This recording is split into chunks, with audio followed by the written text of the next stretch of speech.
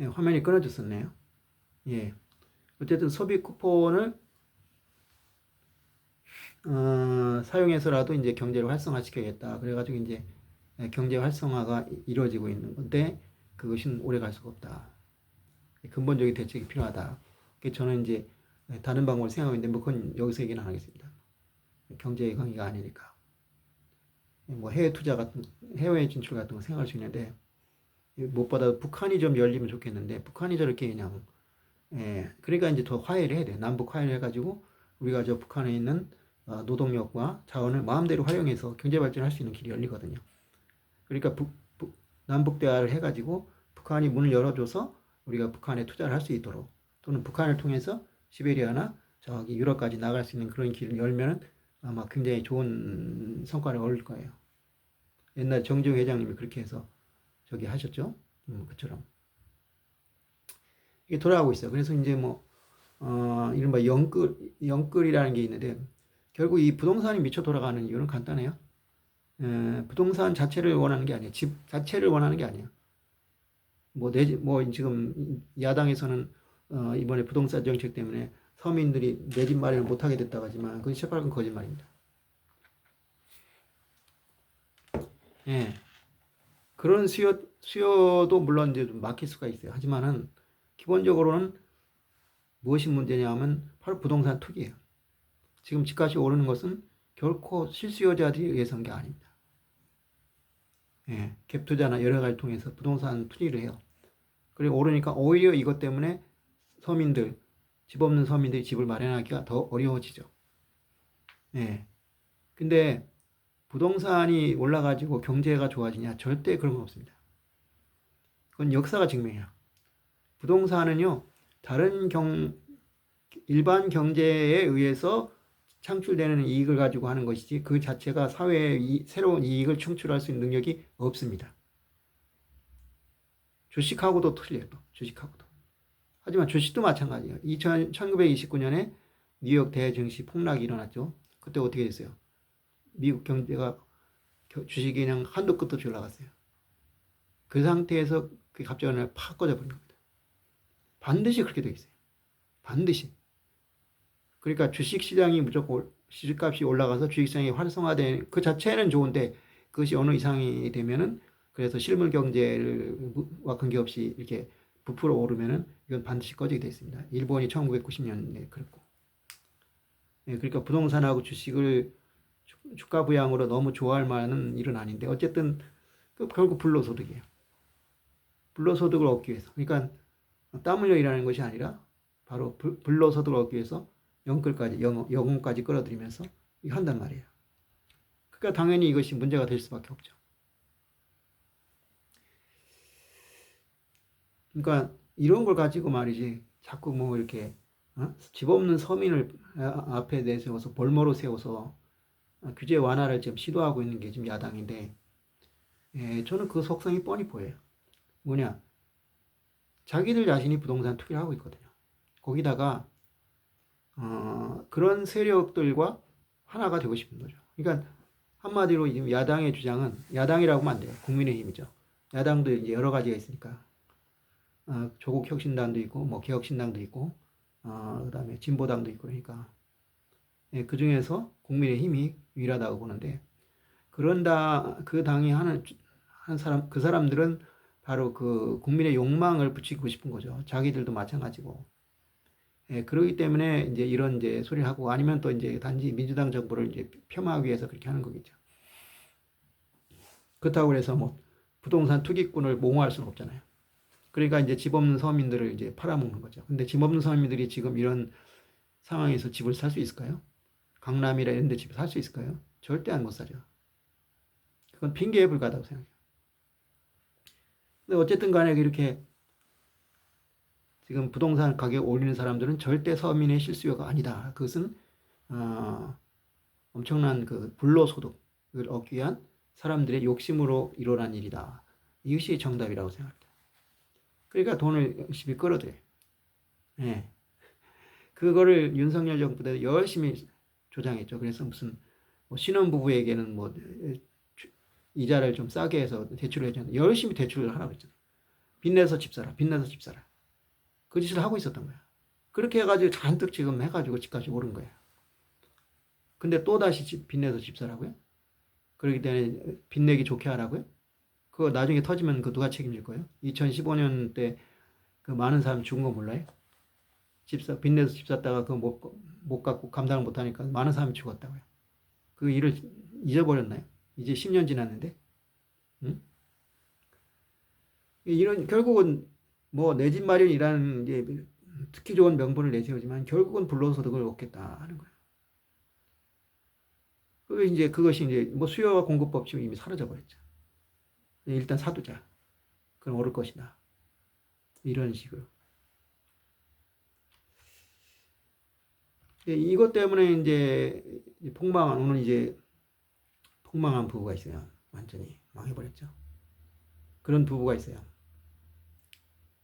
폭망이라는 말 모르는 사람이 이제 세설하면 이제 폭삭 망했다. 그러다 이제 일본이 그 버블 경제가 꺼지면서 잃어버린 20년이 되고 잃어버린 30년이 됐습니다. 예, 그때 일본은 정말 대단했어요. 그야말로 흥청망청 일본 땅을 팔면 미국의 땅을 3번 살 수 있다. 일본의 면적이 36만 킬로예요. 우리나라의 남한의 3.6배입니다. 근데 36만인데 미국이 한 1000만 가까워요. 그럼 어떻게 되겠어요? 100만 가까워요. 그럼 어떻게 되겠어요? 약 30배는 안 되겠나? 한 28배 정도. 그런데 3번을 팔고 세 번을 살 수 있다 그러면 몇 배요? 거의 100배. 그러니까 면적 대비하면 거의 100배라는 거죠. 예. 놀랍잖아요. 그 정도로 값이 비싸졌어요. 그러니까 100배 아니 10배구나. 맞아. 10배 정도가 된다. 그러니까 일본 땅값이 미국의 아니다. 100배겠죠. 100배 정도 되겠죠. 아니, 그러니까 10배구나. 10배. 내가 헷갈리네. 어쨌든 그렇게 이제 무시무시한 땅값이 됐어요. 그러다가 꺼지니까 지금 어떻게 돼요? 형편없어졌죠. 제가 이제 가격을 조사해 보니까 우리나라보다도 못해요, 가격이. 옛날에 지금 긴자라는 것이 있어요. 그 도쿄 중심부에. 긴자라는 것은 은자에다가 자리할 때 좌자예요. 그 뭐냐, 옛날에 거기서 은을 갖다가 가공해가지고 화폐를 만들었어요. 일본 에도 시대, 그러니까 이제 메이지 유신 이전에 그 사무라이 시대 마지막 정부가 뭐냐 하면 은 본위제를 했어요. 은으로 주로 통화했어요. 은하고 금을 통하는데 중요한 것은 은이었죠. 그리고 금이 이제 또 쓰여지고. 그래서 거기서 은을 이제 가공했는데 거기가 이제 도쿄의 그 중심지라고 볼 수 있는데 거기 땅이 엄청났다는 거예요. 예. 그래가지고 이제 그 중앙대학을 그 당시에 이제 제일동포 분이 인수인계했는데 그때 하는 말이 땅을 조금 팔았습니다. 그 당시에 인수대금이 70억이었어요. 너무 싸죠. 대학 하나를 70억에 물론 거의 30년, 40년 전이지만 그렇다고 해서 70억의 대학을 인수한다는 게 참 어떻게 보면 이해가 안 가요. 지금 올라봤자 한 10배인데 10배면은 한 700억 정도 될 텐데 지금 700억의 대학을 인수할 수 있을까요? 그게 이제 그 당시에 이제 긴자 같은 경우에는 내가 알기로는 한 평에 막 1억씩 할 것 같아요. 그러면 거기 70평 팔면 대학 하나 인수한 거예요. 인수할 수 있는 거예요. 네, 그 정도였어요. 그런 것이 지금은 이제 형편없는 땅값이 된 거죠. 자, 그러니까 결국 이제 그걸 위해서 이제 쉽게 돈을 벌겠다 하는 사람들이 그래가지고 어떤 사람 보면은 그 당시에 그 자산이 얼마냐 뭐 몇 조가 됐어요. 그래갖고 어떤 짓을 하냐 하면 자기가 잘 다니는 이제 그 술집 있잖아요. 술집에서 이제 월급을 받고 일하는 마담이 있어요. 그 마담에게 아예 가게를 하나 선물해요. 가게를 딱 차려놓고 이제 열쇠를 주면서 오늘부터 이 가게는 네 거다. 세상에 가게를 선물을 하는 가게를. 그런 사람이 그게 다 폭삭 망하면서 그냥 막노동 뛰고 있어요. 빚에 쪼들려가지고 막노동을 뛰고 있어. 나이도 많은데. 왜 그랬어요? 다 빚으로 끌어들인 거 아니에요.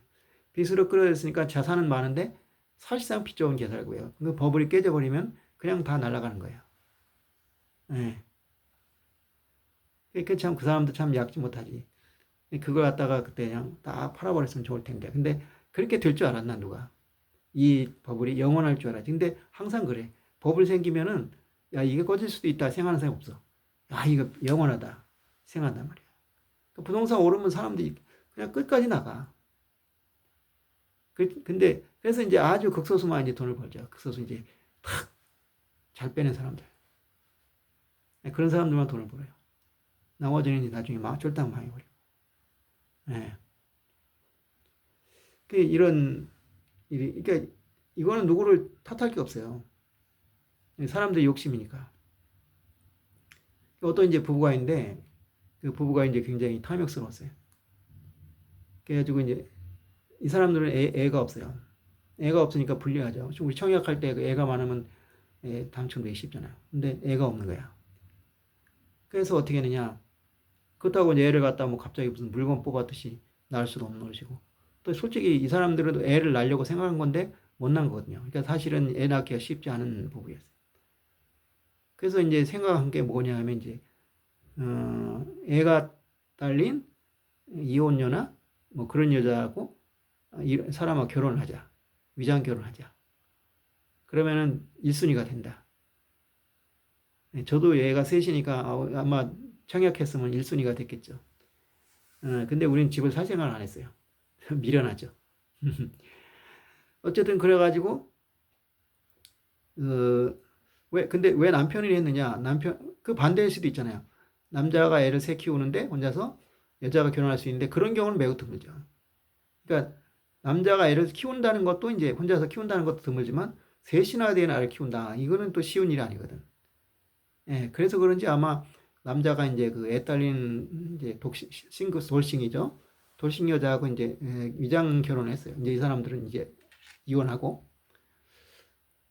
근데 거기서 이제 사단이 난 거야. 왜냐?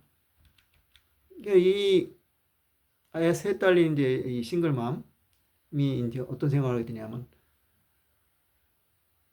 이 남자가 그래도 꽤 괜찮은 직장을 다니고 있거든. 그럼 이 여자 입장에서 뭐냐? 이 남자한테 욕심이 생기죠. 아, 이 남자를 처음에는 그러니까 뭐냐면 갑질을 하겠어요. 막 이거 시키고 저거 시키고. 그까지야 뭐 어쩔 수 없겠죠. 근데 만약에 안 들으면 이거 그냥 꺼버리겠다. 그랬는데 나중에는 이제 이 남자에 대한 욕심이 아예 생겨버린 거예요. 그러니까 이 남자가 열심히 이제 애를 돌보고 여러 가지 도와주니까 자기가 너무 좋은 거야. 아, 이 사람이 내 남편이 얼마나 좋을까. 마침 혼인신고도 했어요. 그러니까 이 남자는 이혼을 할 수가 없는 거야. 왜냐? 이혼하는 순간에 이게 다 깨져버리거든. 그러니까 그럼 어떻게 되냐? 이 남자를 최대한 유혹을 해가지고 자기 남자로 만들어버리는 거야. 근데 실제로 그런 경우 있거든요. 위장결혼했다 진짜 결혼하게 되는 경우. 그런 경우 있단 말이에요. 그렇게 만들고 싶어졌던 것 같아요. 그걸 이제 아내가 알았다는 거야. 얘 봐라. 둘이 잠자리 됐네. 그걸 알고 이제 속된 말로 이제 막 돌아버린 거죠. 이건 안 되겠다.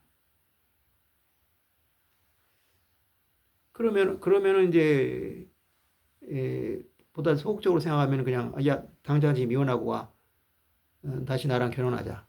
이렇게 해야 될 텐데 이 여자는 그거 가지고 이제 만족 못한 거야. 그래갖고 이제 모든 걸 다 까물려가지고 이제 모든 게 박살이 나버렸죠. 그러니까 위장 결혼이라는 신고를 해가지고 이제 조사가 나왔어요. 그래서 그게 들켜가지고 청약 당첨 무효가 되고 결국 원래 아내하고는 이제 다시 이제 진짜 이혼이 돼버린 거예요. 그리고 이 싱글맘 같은 경우도 이미 이제 자기가 원하던 걸 이제 다 잃어버리게 된 거죠. 그러니까 아마 이게 성립이 되면은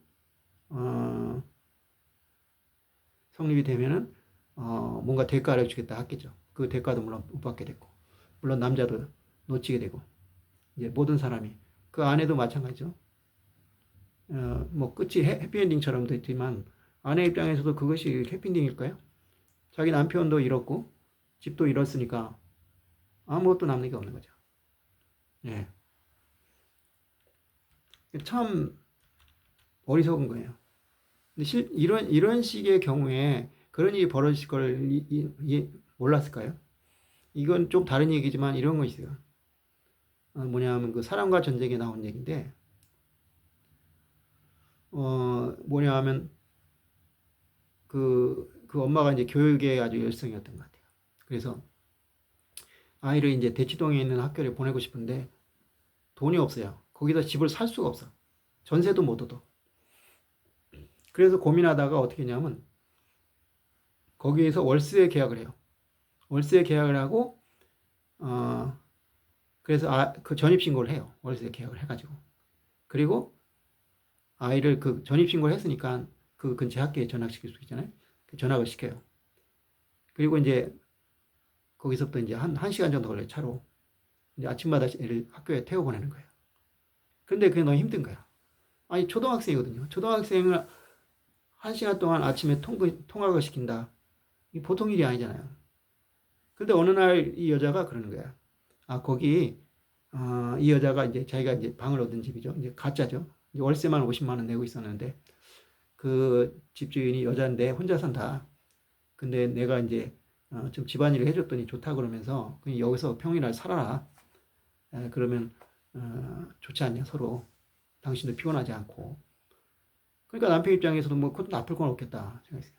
그 남편 입장에서 아이가 하루에 1시간씩 통학해가지고 왔다. 몰래면 또 1시간 걸리잖아요.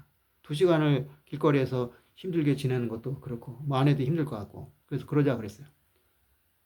그런데 이게 아니었어요. 이게 거짓말이었어요.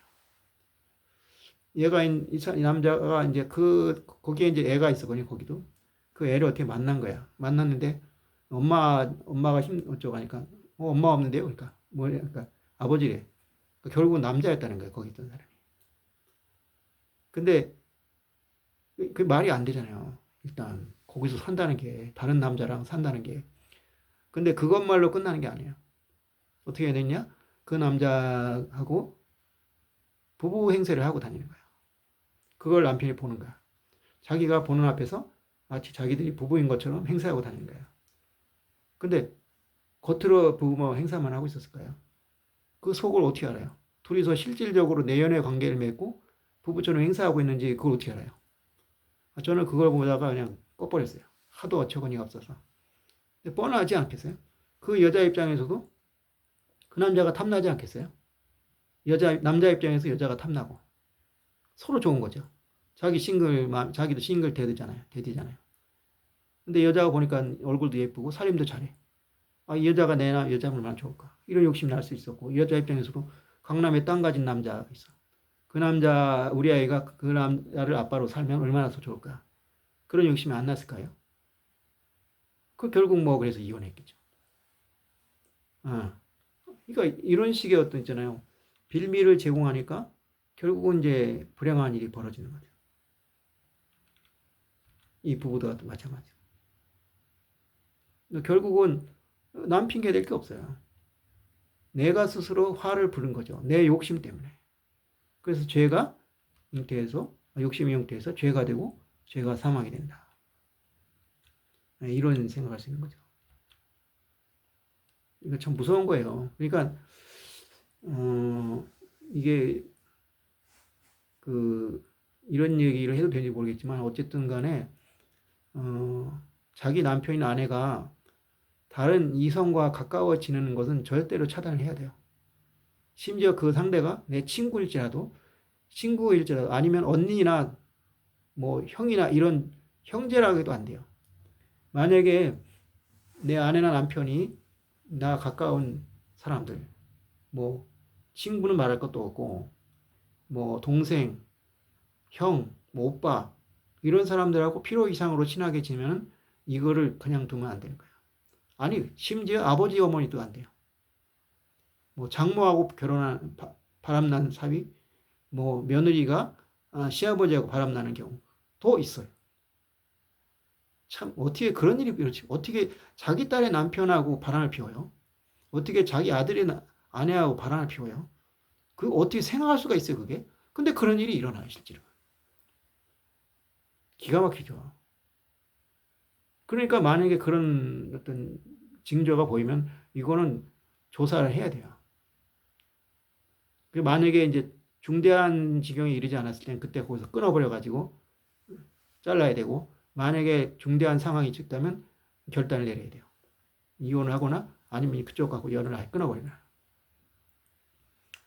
예, 그러니까 그 정도인데 이렇게 아예 대놓고 뭐 그냥 결혼 서류까지 만들어 놔서 둘이 결혼을 시켜버렸어. 그럼 이건 얼마든지 장난을 칠 수가 있잖아요. 아예 이건 둘이 부부잖아요, 서류상으로. 빼도 박도 못하게 만들어 놨잖아요. 그러고 나서 그 사람의 선의에만 기대를 해야 되는데, 상대가 만약에 남편도 있고 그런 사람이라면 어떻게 할 수 없겠지만, 아니잖아요. 그 딱 그림이 안 나와요. 근데 그런 꼴을 당했단 말이야. 결국 그 사람 욕하기 전에 자신들이 그러한 함정에 자기들이 빠진 거죠. 네. 그러니까 아내가 피해자처럼 이 드라마에서 나왔지만, 이 드라마가 아니에요, 실화인데, 이제 실화 드라마인데, 실화 드라마에서 나왔지만 사실은 아내도 거기에 동조했기 때문에 결국 공범이라고 볼 수 있죠. 네. 내 옛날에 그 문재인 정부 때 땅에다가 부동산에다 세금 많이 매니까 내 주위에 사람 중에 그 위장 이혼하겠다는 인간들이 이렇게 많아. 미친 인간들이야. 위장 이혼했다가 진짜 이혼하는 경우 얼마나 많은데. 네? 그리고 상대를 어떻게 믿어요? 진짜 그런 사람도 있어. 어, 그런 식으로 위장 이혼을 하고 실제로 그냥 도망가 버리는가. 그러니까 의도적인 거죠. 완전히 이제 처음부터 그렇게 작심을 하고 한 거야. 네. 요새 화제 있잖아요. 그 캄보디아 가서 저기 한 사람들. 피해자라고 볼 수 없는 사람이죠. 네? 그러니까 그 사람들이 거기 가서 뭐 좋은 일을 했겠어요? 분명히 보이스피팅 저걸 했단 말이에요. 그러니까 물론 이제 피해를 봤다는 면에서는 좀 불쌍하지만은 애초부터 목적이 글러먹은 거 아니에요. 또 저한테도 그런 문자 많이 오거든요. 뭐 하루에 뭐 20만 원, 30만 원 벌 수 있다. 웃기는 소리 하고 있네. 이런 게 어딨어? 뭘 다 지워버려. 그냥 없애버려. 그런 게 어딨어 세상에. 딱 봐도 이상하잖아요. 근데 그게 그냥 딸려간 거야. 예? 아니 그 사람이 그렇게 피해를 안 받다 치더라도 본인들이 그것 때문에 그걸 함으로써 피해를 볼 사람들은 생각 안 하는 거예요. 그 사람들에게 어쩌면 그 전 재산이 될 수도 있는데. 기본적으로 그래가지고 그걸 갖다 비난했더니 또 그걸 비난해. 젊은 애들이 불로소득이나 이러면서 그런 거 한다고 비난하니까 그걸 또 비난을 해. 왜 그런 얘기를 하냐. 젊은이들이 먹고 살기 어려운 건 다 마찬가지예요. 근데 젊은 사람이 왜 더 힘들어요? 나이 먹은 사람이 더 어렵지. 젊은 사람은 그래도 일자리라도 많잖아요. 우리 같은 사람은 나는 지금 60 조금 넘었는데도 일자리가 없어요. 나이 많다고 다 한대. 젊은 사람은 그 정도는 아니잖아요. 하다못해 쿠팡도 못해요. 쿠팡도 제가 나갔는데 60살 생일날 되니까 다 끊어버렸더라고. 그 다음부터는 아예 접수를 안 받아. 그 젊은 애들은 아무 때나 가도 되잖아요. 근데 왜 그런 짓을 해야 돼요? 참 우습죠. 네? 모든 게 다 그렇게 있잖아요. 어? 그 욕심이죠. 어떻게 하면 좀 쉽게 살아갈까? 쉽게 돈 벌까? 그 생각이 바로 이 부동산 투기를 낳고 또 그런 캄보디아 사태를 낳은 거죠. 그걸 비난하는 게 뭐가 문제입니까? 차라리 나이 먹고 일자리가 없어서 그렇게 했다면 그래도 조금 동정은 가잖아요. 나이 먹은 사람들이 무슨 희망이 있어요? 지금이라 목돈을 마련할 수 있어요? 없잖아. 거기다가 이제 잔병 처리도 많아야 되고 그런 사람이 건다면 그나마 동정표라도 받을 수 있죠. 이게 문제예요, 이게. 그러니까 이 죄가 사망을 이거 말고도 성경 구절 맞아요. 사람이 미련함으로 자기의 길을 굽게 하고 마음으로 여호와를 원망하느니라. 잠언 1장 19절. 사람이 미련하니까 자기 길을 굽게 한다는 건 나쁜 짓을 해요. 그러나서 나중에 이제 하나님 원망. 왜 하나님 나 지켜주지 않았냐. 자업자득인데 마치 하나님이 자기 해친 것처럼 원망한다. 이익을 탐하는 모든 자들이 길들이 탐욕 그리하며 자신의 생명을 앗아가느니라. 이익을 탐하는 모든 자들이 결국은 자신의 생명을 앗아가게 된다. 이거는 잠언 1장 19절 말씀이에요. 실제로 아담과 하와가 어떻게 했어요? 하나님보다 더 위대해지고 싶다. 그러니까 바이멜이 그랬잖아요. 이걸 먹으면 하나님처럼 된다 그럴까? 아, 이게 웬 떡이냐? 먹었다가 이제 자기 불뿐만 아니라 인간 전체를 앗아가려고 내버린 거죠. 누굴 탓하겠어요?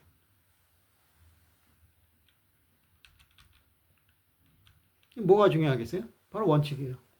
그러니까 캄보디아에 가고 안 가고는 그건 그 사기를 그 사람들이 어떤 사기를 치냐, 그러니까 이 사람들을 괴롭혔다가 문제가 아니라 분명히 그냥 가지는 않았을 거란 말이에요. 야, 놀러 와라 그런 건 아니잖아요.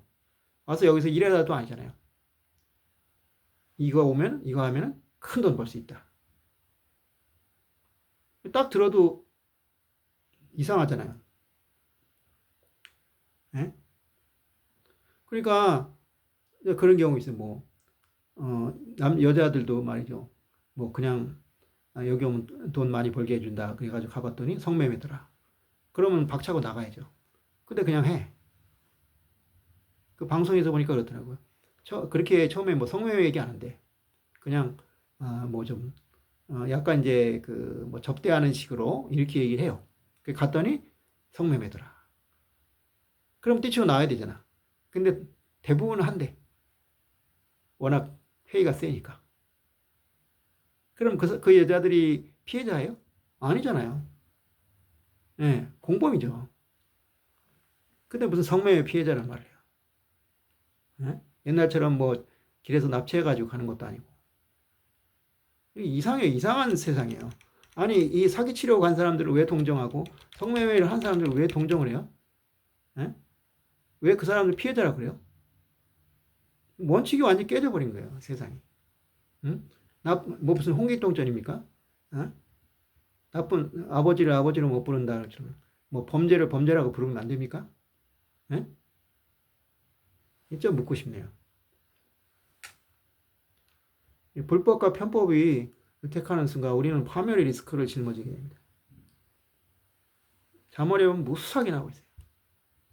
부녀와 남의 부녀 바람을 피우는 자는 파멸의 길로 간다. 그렇잖아요. 어리석은 자라고 있어요. 네, 그런 식으로. 원칙을 지키면 위험에서 멀어져. 그러니까 뭐 똑똑하고 자식 없어요. 아닌 건 아니고 긴 건 긴 거예요. 저한테 그렇게 많이 왔는데 저도 뭐 돈 안 탐나겠어요? 근데 그것이 뭐 그런 문제인 것도 있지만 그런 거 해서 안 되는 거기 때문에 또 하지 말아야 되잖아요. 만약에 무사히 그래서 돈을 벌으면 그건 괜찮을까요? 아니잖아요. 어. 에이브라함 링컨 보세요. 자기가 거스름돈을 덜 줬어. 그러니까 그 먼 길을 찾아가서 돈을 준다 이게. 그런 사람이 미국의 대통령이 됐으니까 위대한 대통령이 됐지. 평소에 현찮게 군 사람이 이순신 장군도 봐요. 오동나무 한 그릇도 관청혈권이기 때문에 함부로 뵐 수 없다. 그렇게 하니까 그러니까 그런 꿋꿋함이 있고 정직한 사람이기 때문에 군사를 지휘할 때도 정확하게 원칙대로 한단 말이에요. 그러니까 군사가 강하실 수밖에 없어요. 군율이 없는 군대는 이건 도둑놈들이거든요. 도적대나 마찬가지예요. 뭐가 달라요? 도적대들이 칼 들고 있는 거나 그 사람들이 들고 있는 거나 결국 무질서가지고 군율이 없어버리면 그냥 도적대 무리가 되는 거예요. 네. 그래서 또 이제 그러니까 이제 마지막으로 성경 하나 읽을게요. 어찌하여 그리 갑자기 황폐화된가 놀랄 정도로 그들은 진멸하니라. 자, 악한 무리들이 시편 73편 9절 잘 나가서 이제 이 말이 안 되다 생각하는데 어느 날 갑자기 멸망하더라. 예, 그런 말이 있어요. 예. 윤석열이가 계엄선고에서 저렇게 감옥에 갈 줄을 누가 알았겠어요. 작년 이맘때만 해도 전혀 생각할 수 없었죠. 그런데 갑자기 저렇게 멸망하더라. 왜냐? 악은 악을 낳을 수밖에 없어요. 윤석열이가 착한데 계엄을 일으켰어요? 아니요. 뭔가 문제를 일으킬 것 같아. 근데 그게 바로 계엄이었어. 그래서 결국 쫄딱 망했어. 근데 그게 그냥 우연히 생긴 거 아니라 그 사람 마음 자체가 잘못되어 있기 때문에 그런 거예요. 예, 콩 심은 데 콩나고 팥 심은 데 만나지. 그냥 저절로 아무것도 없는데 그냥 일어나진 않아요. 예, 우리가 이런 걸 좀, 그러니까 그 악인의 형통을 부러워하지 말고 악인이 잘 된다고 해서 야 부럽다. 나도 좀 저렇게 살고 싶다. 이렇게 생각하지 말고 원칙을 잘 지키면은 최소한도 파멸하는 일이 없을 것이다. 최소한도 내 인생이 망가지는 일이 없을 것이다. 그죠? 그 원칙만 잘 지켜도 우리는 크게 힘들지 않게 살 수 있을 겁니다. 또 그 가운데서 하나님을 잘 믿는다면 하나님께서 우리에게 또 길을 열어주실 겁니다. 저도 뭐 힘들게 많이 살았지만 그걸 믿고 살았기 때문에 잘 버티고 잘 이겨낼 수 있을 것 같아요.